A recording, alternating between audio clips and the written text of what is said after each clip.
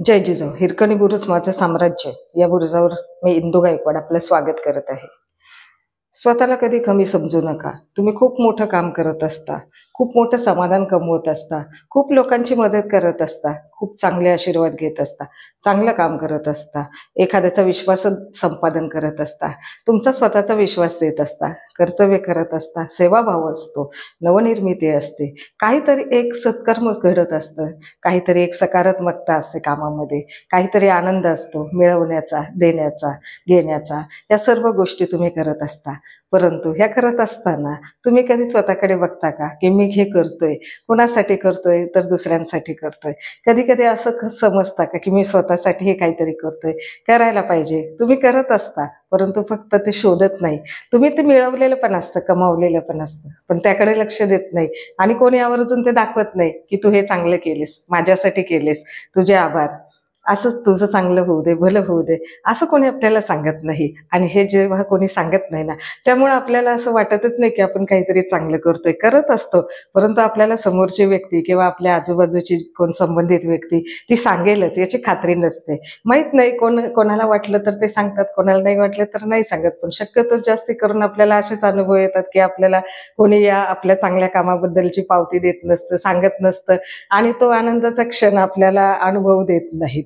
तर या मागची कारणं तशी अनेक आहेत, आणि आपण ते अपेक्षा ठेवत नाही की आपल्याला सांगितलंच पाहिजे. आपण आपलं कर्म करत राहतो, सत्कर्म करतो, चांगलं कर्म करतो. परंतु हे जे करत असतो ना, तर त्या करण्याकडं आपण आपलं लक्ष दिलं पाहिजे आणि आपण समाधान मानलं पाहिजे. एवढंच मला म्हणायचंय, की आपण अपेक्षा अशी ठेवत नसतो जवळपास, की आपल्याला कोणी चांगलं म्हणो, काय म्हणो. आपल्या जीवाला जे वाटतं ते आपण करत असतो. भोळ्या बाबड्या मनाने आपण करत असतो. कोणाचं दुःख आपल्या नजरेला दिसतं तर दिसतं, इतरांच्या नाही दिसत तर नाही दिसत. पण आपलं मन निर्मळ असतं, साधं भोळं असतं, चांगलं असतं, सुस्वभाव असतो आपला, मनमिळावू स्वभाव असतो. त्यामुळे आपल्याला इतरांची दुःख चटकन दिसतात, त्यांच्या वेदना लगेच आपल्याला समजतात.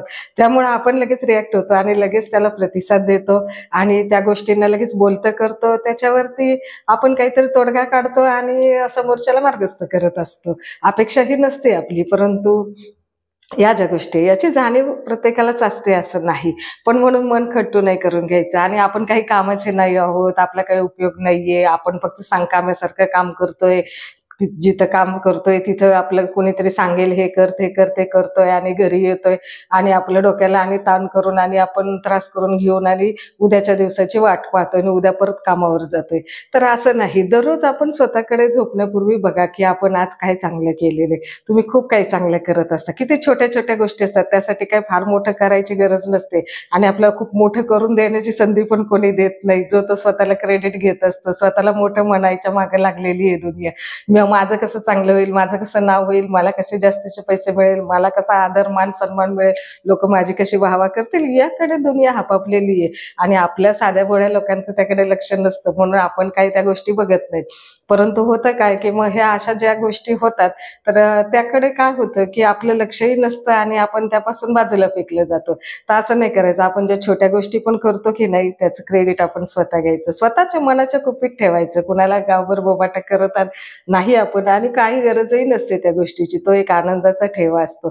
तुम्ही बघा, कामाच्या ठिकाणी एखादं तुमच्या हाताखाली कर्मचारी असेल किंवा शिपाई असेल, त्याला तुम्ही किती प्रेमाने चौकशी करता, तुझ्या पोराबाळांचं कसं चाललंय, आईवडिलांचं कसं चाललंय, काय त्यांचं आजारपण आहे, त्या दुखण्या खुपण्याच्या गोष्टी विचारता, सुखदुःखांची विचारपूस करता, त्यांचे काय प्रॉब्लेम्स आहेत ते समजून घेता.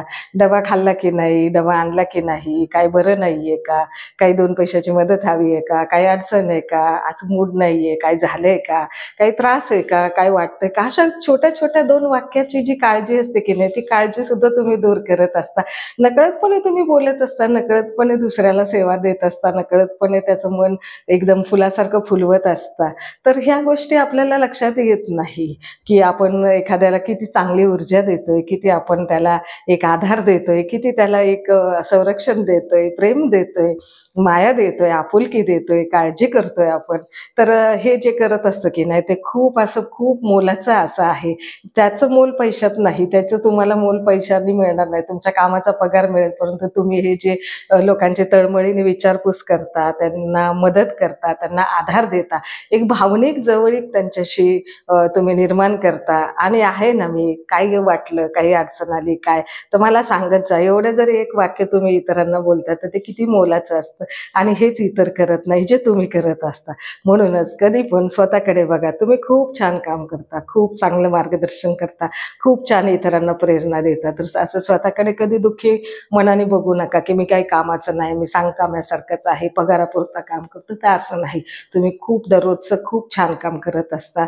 एक प्रेरणादायी काम करत असता. तर स्वतःकडे बघा आणि स्वतःला असं कधी कमी समजू नका. तुमचं दररोजचं काम हे तुमचं मनाचं जे वैभव आहे, तुमचं मोठं मन आहे, तर हे मोठं मन ज्याचं आहे, तोच माणूस हे विचारपूस करण्याचं धाडस करतो. नाहीतर इतरांची फक्त विचारपूस करायला सुद्धा हल्ली लोकं पुढं होत नाहीत किंवा त्यांच्या डोक्यातही येत नाही, की कुणाला तरी 2 शब्दाचा आधार हवा आहे, काही अडचण आहे, हे जाणून घेण्याचा इतका वेळ सुद्धा कोणाकडे नाहीये. तर तुम्ही जर हे दररोज करत असाल आणि तुमच्या डोळ्यांना जर हे असं इतरांचं दुःख दिसत असेल, वेदना दिसत असेल आणि तुम्ही त्यावरती त्याला मार्गस्थ करत असाल तर खूप चांगलं काम करताय, खूप चांगलं कर्म करताय तुम्ही. तर या चांगल्या कर्माचं फळ तुम्हाला चांगलं नक्कीच मिळणार आहे, मिळत असतं. तर स्वतःकडे बघा आणि कधीही स्वतःला वाईट वाटून घेऊ नका, दुःखी करू नका. जो दिवस आहे तो तुमचा असतो आणि तुम्हीच तुमचे दैवत असता, तुम्हीच तुमचं कर्म करत असता.